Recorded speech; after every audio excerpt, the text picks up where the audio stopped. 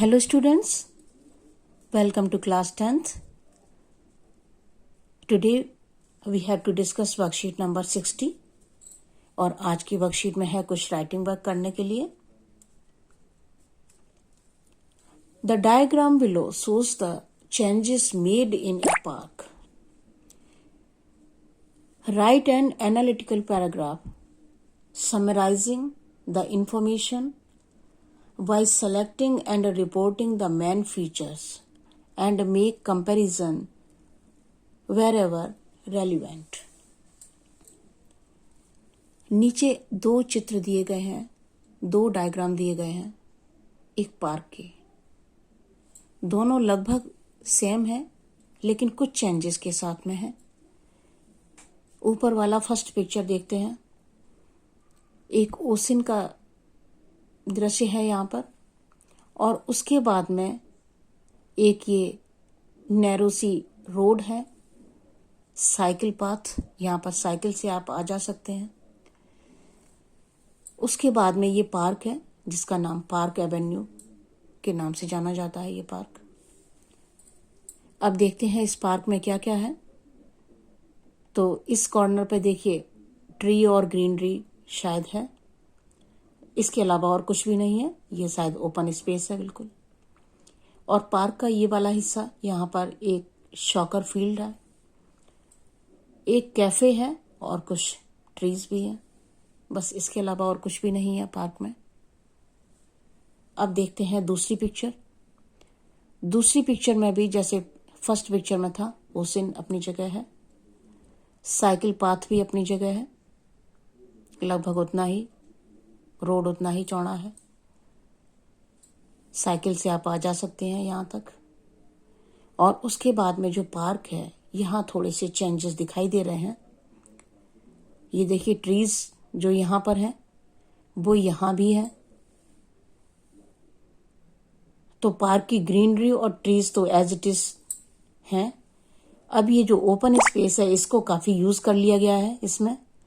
ये देखिए वावेक और बेंचेस. ऐसा लगता है कि अब पार्क में लोग ज्यादा आने जाने लगे हैं, इसलिए बैठने की व्यवस्था भी की गई है. और वो आते हैं तो खाने पीने का भी साधन तैयार किए गए हैं.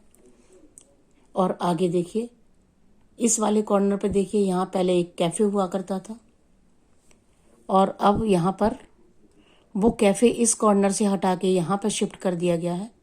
और यहाँ पहले जो ट्री वगैरह ज़्यादा थे वो ट्री यहाँ से ख़त्म करके यहाँ से ख़त्म कर दिए गए हैं. कैफ़े हो गया है यहाँ पर. पहले जहाँ कैफ़े था वहाँ पर अब थोड़े से ट्रीज वगैरह हैं, ज़्यादा नहीं है, एक दिखाया गया है. और ट्री इधर ज़्यादा, थोड़ा सा प्लांटेशन यहाँ ज़्यादा किया गया है. और इसके अलावा एक सॉकर फील्ड जो पहले था वो अभी भी है, लेकिन इसके अलावा एक टेनिस कोर्ट और दिखाई दे रहा है यहाँ पर. तो इसका मतलब पार्क अब पहले से ज़्यादा डेवलप्ड है और शायद अब ज़्यादा लोग आते हैं क्योंकि खाने पीने के इंतजामात भी यहाँ पर ज़्यादा दिखाई दे रहे हैं, बैठने के अरेंजमेंट्स भी हैं. अब लिखना है एक पैराग्राफ. ये जो चेंजेस हैं इनको मेंशन करते हुए एक पैराग्राफ लिखना है. तो देखते हैं, कोशिश करते हैं लिखने की.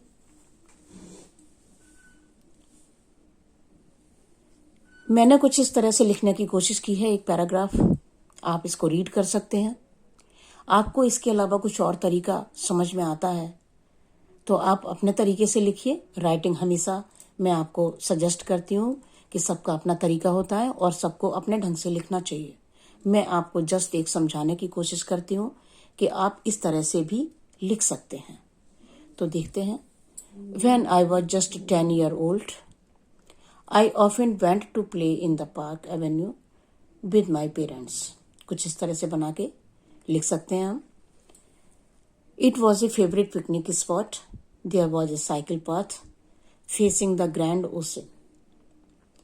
The park was enriched with trees and greenery.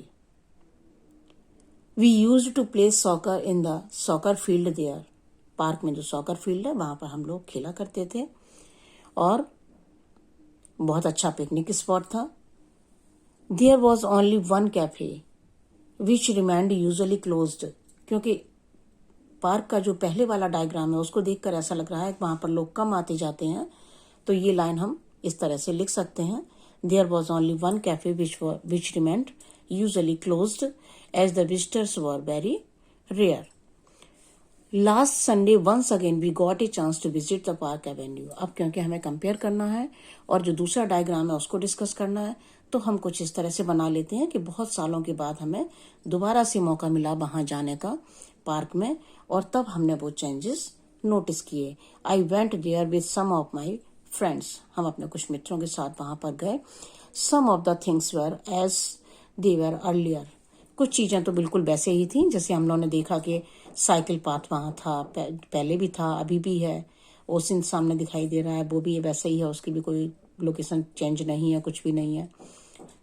और इसके अलावा कुछ और भी चीजें हैं वहां पर, जैसे ग्रीनरी है पार्क में, ट्रीज वगैरह हैं, वो सब अपनी जगह है। Some of the things were as they were earlier but we noticed many changes too. लेकिन हमने कुछ चेंजेस भी नोटिस किए। The old cafe was now shifted to the south corner. जो पहले दूसरी साइड में था कैफे, वहां से दूसरी साइड में अब शिफ्ट कर दिया गया है। Though my favourite soccer field and cycle path were still there.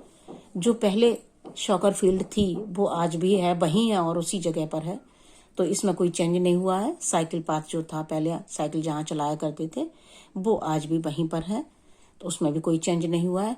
Now there was a beautiful tennis court also. लेकिन अब वहां पर एक टेनिस कोर्ट भी है। We noticed that it was not so isolated now. जो पार्क पहले हमने ये देखा था कि पहले पार्क में ज्यादा लोग नहीं आते जाते थे, लेकिन अब ऐसा लगता है अब पार्क में बहुत ज्यादा लोग आते जाते हैं, लोगों का आना जाना रहता है। Many childrens were playing in the soccer field and in the tennis court. अब क्योंकि टेनिस कोर्ट भी है, सॉकर फील्ड भी है, तो वहां पर कई बच्चे खेलते हुए दिखाई दे रहे थे, जिसको देखकर लग रहा था कि लोगों का आना जाना यहाँ पर रहता है। Many people were sitting on the benches near the war back, so it was looking a little more beautiful and interesting. तो इस तरह से हम पैराग्राफ को लिख सकते हैं।